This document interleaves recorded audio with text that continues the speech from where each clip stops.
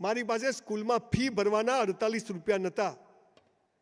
અત્યારે આણંદ પાસે 650 એકરમાં હું 2500 કરોડ રૂપિયાની યુનિવર્સિટી બનાવું છું. સરકારની મદદથી.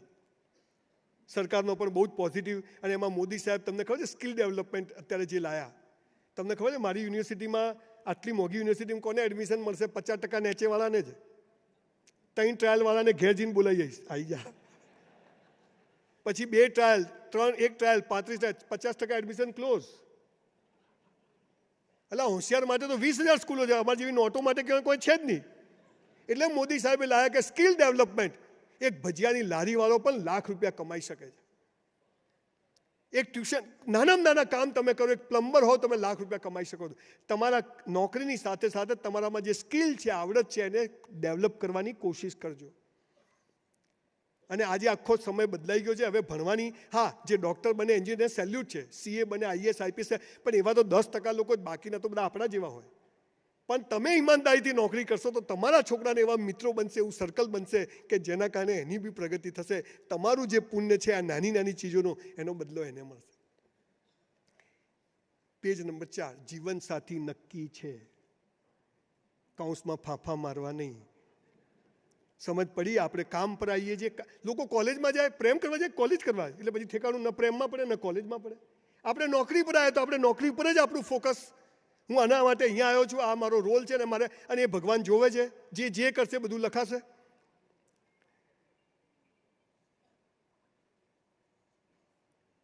બહુ મોટો વિષય છે. તમારે અંગ્રેજી બોલવું હોય ને તો સ્પેલિંગ આવડવા જોઈએ. સ્પેલિંગ ના આવડે તો અંગ્રેજી આવડે? આપણે કેવો પ્રેમ સમજ્યા છીએ ખબર છે? અહીંયા એક VS હોસ્પિટલ જોડે કાકા સિંગ ચણા ખાતા હતા, તો 108 આવી. એમાં એક ગાંડો, મીના, મીના આઈ લવ યુ, તું ક્યાં જતી રહી? કાકા કહેલા આને શું થયું? તો કે આ મીના નામની છોકરીને પ્રેમ કરતો હતો, 5 વર્ષે મીનાએ ના પાડી દીધી. હવે કે ગાંડો થઈ ગયો. હા કે આવું થાય? કે હા ભાઈ, હાલા કે આવું બધું કરાય નહીં. પોંચરું ગયું અંદર, પેલા કે હવે ઇન્જેક્શન આલશો ત્યારે સોન થશે. તો કે પ્રેમ કર્યો, છોકરી ના પાડી તો ગોંડો થઈ ગયો કે હા હવે કે આવું કરે છે. હવે તો કે બધું ખાતો તો એ બંધ કર્યું તોય ડાયો થતો નથી. કલાક પછી બીજી 108 આવી. એમાં એક ગાંડો, મીના તું ક્યાં જતી રહી? કાકા કે આને શું થયું? કે આને મીના જોડે લગ્ન કર્યા. ન કરે એ ગોંડો થાય, કરે એ ગોંડો થાય. બહુ મોટો વિષય છે. પિક્ચરો જોઈ જોઈને કલ્પનાઓમાં ના જીવશો. જે મા બાપ, ભાઈ બહેન ને જીવનસાથી આપણા કર્મ પ્રમાણે ઈશ્વરે મોકલ્યા છે. પેલા ઐશ્વર્યા રાય બેનને કયો લગ્ન કરવાના હતા, કયો જતા રહ્યા? હે ને, આ બધું આવું છે. મારે તો રાણી મુખર્જી જોડે કરવા હતા, પણ હવે ના થયા. તો જે છે એ રાણી મુખર્જી. 5મી અને છેલ્લી વાત, આપણા સનાતનમાં એક શબ્દ છે મોક્ષ. આજે આ હોલમાં બેઠેલા તમામ ભાઈઓ બહેનોને હું મોક્ષ અપાઈને જવાનો છું, ગેરંટીથી. પણ મોક્ષ એટલે શું? મોક્ષ એટલે બધું છોડી દેવાનું, બાવા થઈ જવાનું? પહેલા પૈસા માટે દોડે, પછી પૈસાથી દોડે. પહેલા સ્ત્રી માટે દોડે, પછી સ્ત્રીથી દોડે. આ મોક્ષ નથી. આજે હું તમને મોક્ષની સાચી વ્યાખ્યા કહું. સરદાર વલ્લભભાઈ પટેલ નામ સાંભળ્યું છે? દેશનો ગૃહમંત્રી. 565 રજવાડાઓને ભેગા કર્યા. બધા પાસેથી એક બંગલો ને એક પ્લોટ લીધો તો 400-500 પ્રોપર્ટી હોત કે ના હોત? પટેલ પાસે 50 લાખ કરોડ લીધા હોત તો કેટલા હોત? એ સરદાર વલ્લભભાઈ પટેલ જ્યારે મરવા પડ્યા ત્યારે ખિસ્સામાં 275 રૂપિયા બેલેન્સ. અને એ એમની મેનેજર, કોઈ સેક્રેટરી નહીં, એમની દીકરી, કે મણી હું મરી જાઉં ને તો આ 275 રૂપિયા તું સરકારમાં જમા કરાવી દેજે. અને તોય આપણા મોદી સાહેબ 3000 કરોડનું સ્ટેચ્યુ ઓફ યુનિટી બનાવે ને, આને મોક્ષ કહેવાય. આને મોક્ષ કહેવાય. ગાંધીજી હાલું ધોતિયાને એક ખિસ્સું નહીં, અને આજ ભારતમાં એવું એક ખિસ્સુની જેમાં ગાંધી ના હોય. અને હવે આપણે પટેલ ના થઈ શકીએ, આપણે ગાંધી ના થઈ શકીએ. આપણા મોદી સાહેબ ક્યાં એક પ્લોટ કે એક રૂમ નહીં. જનક રાજા જેવો મોક્ષ આ હોલમાં બેઠેલા તમામને આજે અપાઈને જવાનો છું. પણ એક નાનકડી વાત નક્કી કરીને જજો. ગેરંટેડ મોક્ષ. આ બધું રેકોર્ડિંગ લઈ જજો ત્યાં પેલા વિડીયો વાળા ભાઈ પાસેથી.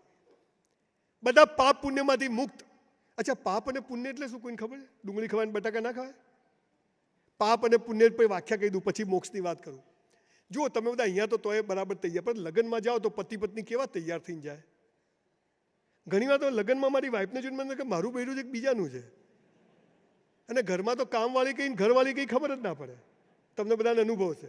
બહાર જાય એટલે હીરો હિરોઈન એટલે બીજાને બતાવવા જીવાનું. સંજય બી ઘરે આવે ને તો નવા કપડાં કાવી આપે ને, આપણે હાલ કોનો તૂટી ગયો હોય. આપણે બધું જીવન બીજાને બતાવવા જીવીએ છીએ. સંજય બી ઘરે આવે તો નવી ચાદર, આપણે હાલ ફાટેલી પગ ફસાઈ જાય. સંજય બી આવે તો નવા વાસણ પ્લીટ કાઢ, અને આપણે હાલ થાળી તોહળું ગોળ ગોળ ફરતું હોય. આપણે બધું જીવન બીજાને બતાવવા જીવીએ છીએ. પાપ અને પુણ્યની દોસ્તો એક જ લીટીની વ્યાખ્યા છે. દિલથી ગમે તો તાળી પાડજો કહું પછી. જે તમે બીજાને બતાવવા કંઈ બી કરો ને એ બધું પાપ, અને પોતાની જાતને બતાવવા કરો ને પુણ્ય. આટલી જ વ્યાખ્યા. કોઈ સાચું ખોટું છે જ નહીં. જે સીધું પડે આપણને એ કરવાનું. આપણે પણ પોતાની જાતને પૂછવાનું. મેં આ કપડાં પહેર્યા છે, ભગવાને મને પૈસા આપ્યા, તમને બતાવવા નહીં પહેર્યા. ઠંડી લાગે તો કોટી પહેરી જાઓ, નકર કાઢી નાખશું. બીજાને બતાવવા કરો એ પાપ, પોતાને બતાવવા કરો. મંદિર જાઓ છો, કોઈને બતાવવા જાઓ તો પાપ છે, પણ મારી ઈચ્છા છે કે થેન્ક યુ કહી આવું તો એ પુણ્ય છે. ચાલુ બસે રસ્તામાં કોઈ દરગાહ મંદિર આવી, આપણે નામ લીધું, આપણી આસ્થા છે, કર્યું બરોબર, તો કોઈને બતાવવા કર્યું તો પાપ છે. મેં શ્રાવણ મહિનો કર્યો, મેં રોજા કર્યા, મેરા રોજા હે, મારા શ્રાવણ મહિનો તો એ પાપ છે. ગોમો ઢોલ વગાડ, ગળામાં બોર્ડ લગાવીને ફર, મારું ઉપવાસ છે, ઉપવાસ છે.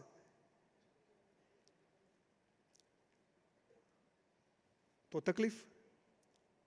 બીજાને બતાવવા કરો એ પાપ. યસ,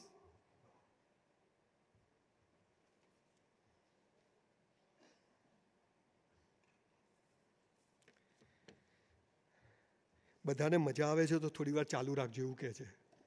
ચાલુ રાખું કે હું પતાવીશ તો હવે સાહેબ આવશે એટલે 10-15 મિનિટમાં પતાવી દઈએ આપણે. કે તમે મને સાંભળવા, તમે ઘરેથી કીધું ખબર હતી કે હું આવવાનો છું? બસ તો જીવનમાં આવું જ છે, ક્યારે લોટરી લાગે ખબર નથી ભાઈ.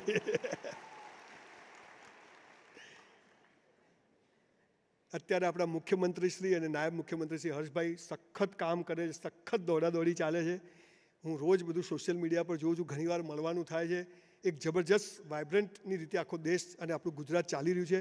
એમાં નવો વર્ગ જ્યારે સરકારી નોકરીમાં જોડાય ત્યારે એ લોકો પણ એક સરસ વાતાવરણમાં જોડાય એવો સરકારનો એક અભિગમ છે. એટલે ખાસ મને તો આજે બોલાવ્યો છે. તો મોક્ષ એટલે શું? તમારે બધાને મોક્ષ જોઈતો તો એક કામ કરજો. તો આપણે તો બધા અહીંયા અત્યારે તો આપણી પાસે 50,000 લાખ રૂપિયા હોય નહીં ખિસ્સામાં. ઘર બનાવવાનું, લગ્ન કરવાનું, દેવું ભરવાનું, જાત જાતના ટેન્શનો, ઘરમાં વસ્તુ લાવવાની, ગાડી લાવવું હોય. પણ આજે નક્કી કરીને જજો. અને જેની પાસે પહેલી બીજી લાઈનમાં બેઠેલા કોઈની પાસે પડ્યા હોય પૈસા, તો એ લોકો આજે નક્કી કરી લેજો. તમારે મોક્ષ જોઈએ છે, જનક રાજા જેવો, પટેલ જેવો, ગાંધી જેવો. તો એક કામ કરજો, તમારી પાસે 25-50 હજાર રૂપિયા ભેગા થાય ને, તમારે કોઈ લોન બાકી ના હોય, કોઈ માગવા વાળો ના હોય, કોઈ કશું બાકી ના હોય, દીકરીઓના લગ્ન થઈ ગયા હોય, અને આ 25-50 હજાર રૂપિયા મારી પાસે વધારાના છે, નક્કી કરજો, ભલે હાલ ના હોય, આવી જશે. તો એક કામ કરજો, તમારા કુટુંબ પરિવાર સમાજમાં નજર કરજો, અને તમારા કુટુંબ પરિવાર સમાજની કોઈ બહેન દીકરી કુંવાસી દુઃખી હોય, એના ઘેર 12 મહિનાનું સીધું સામાન ચૂપચાપ નખાઈ દેજો, જીવતા મોક્ષ મળી જશે. ખૂબ બનાયા મંદિરો, ખૂબ બનાવી ધર્મશાળાઓ, ચલો થોડા માણસો પણ બનાવીએ. હાલ આપણે ગાડીમાં ફરીએ ને આપણી બહેન જોડે સ્કૂટર ના હોય, સાયકલ ના હોય, આપણો બનેવી ગમે તે હોય, આ ભાવ પેદા કરજો, મોક્ષ મળી જશે, પૈસો આવશે. આજે હું મોટા પેન્ટ હાઉસમાં રહું, મારી બેન ભાડે રહેતી હોય, એનું ઘર હોવું જોઈએ, ભલે મારો બનેવી ગમે તે હોય. આ કુંવાસીઓની આપવાની ભાવના, તમે નોકરીઓ ગમે તે કરો બોસ, જ્યારે ભગવાન ચાહે ને તમને હાથ ઉપાડવાનું, પકડવાનું, ત્યારે કોઈ રોકી શકતું નથી. પણ આ બધા પાયાના લક્ષણો છે કે જે કરવાથી તમે ઈશ્વરની જેમ મેં કીધું ને, ફૂલ નજીક સુગંધ આવે, બરફને જે ઠંડક આવે, એમ ઈશ્વર જોડે તમે આ બધું કરો એટલે ઈશ્વર તમારી નજીક આવે. અને એ નજીક આવે એટલે તમને બધા રસ્તા દેખાવા મળે. અને તમારી પ્રગતિ ના થાય તો તમારા બાળકોની થાય, પણ પ્રગતિ થાય ને થાય. જે થાય તે સારા માટે, જે થાય જીવનમાં. એક વાર્તા મને યાદ આવે છે. એક રાજાનો છોકરો હતો, યંગ છોકરો, 18-20 વર્ષનો. તો પ્રધાન 70-80 વર્ષનો હતો, એને તલવારબાજી શીખવાડતો હતો. આમ કરતા મારી તલવાર, છોકરાનો અંગૂઠો કપાઈ ગયો. રાજાનો એકનો એક છોકરો અંગૂઠો કપાઈ ગયો, તલવાર કીધ પકડે. છોકરો રાડો પડે, બાપા મરી ગયો.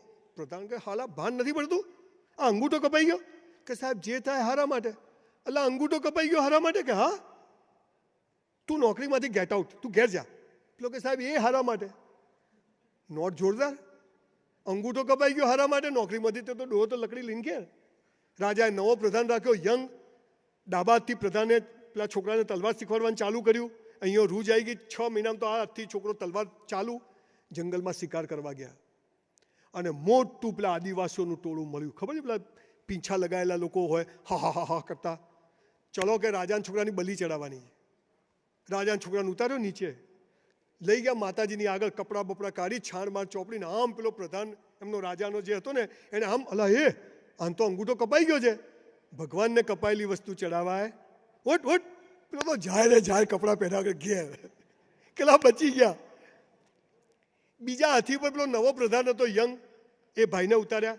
ચાલ તું હુઈ જા. ભાઈને કાપી નો, ખચ ખચ ખચ પૂરું. પેલો છોકરો ઘેર ગયો કે બાપા પેલા પ્રધાનને બોલાવો, એ કહેતો તો જે થાય તે સારા માટે. પ્રધાનને બોલાવ્યા, કાકા તો આયા લકડી લઈ. બોલો નામદાર. અલા કે તું સાચું કહેતો હતો, મારા છોકરાનો અંગૂઠો કપાઈ ગયો તો એનો જીવ બચી ગયો, તારો આભાર. કે સાહેબ હું તો પહેલાં કહેતો હતો જે થાય હારા માટે. પણ કે હાલા મેં તને નોકરીમાંથી કાઢી મૂક્યો, એ કેવી રીતે હારા માટે?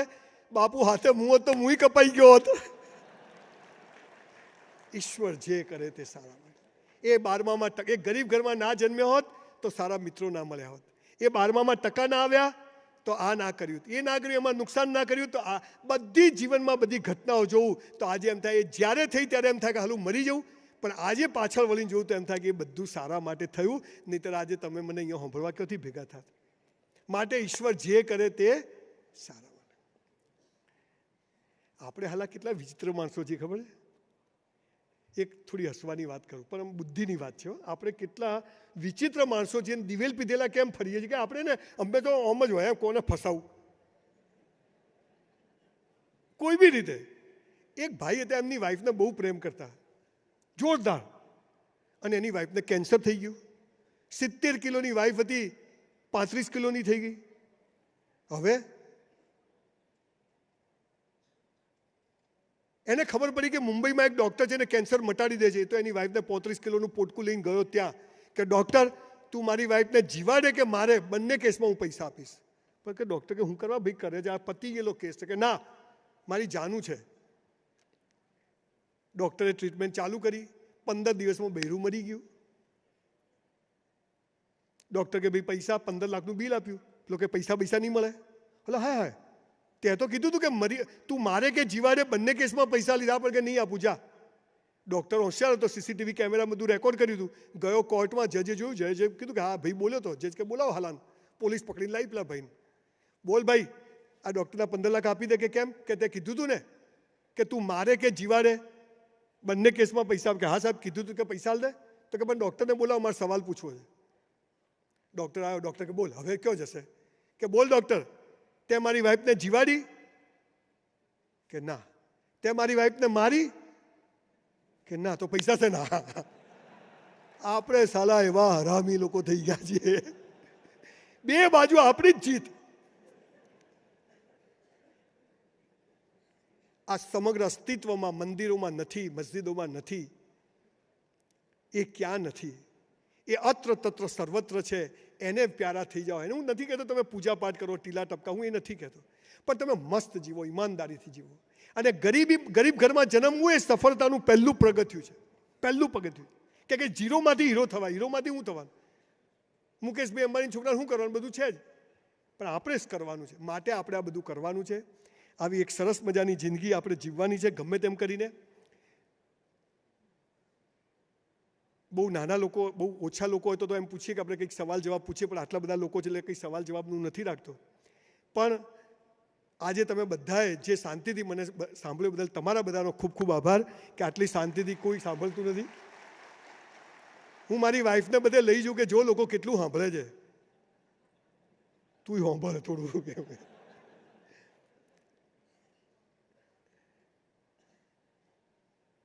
हो गई है पीर पर्वत सी पिघलनी चाहिए, इस हिमालय से अब कोई गंगा निकलनी चाहिए. मेरा मकसद हंगामा खड़ा करना नहीं है, ये सूरत बदलनी चाहिए, ये सूरत बदलनी चाहिए.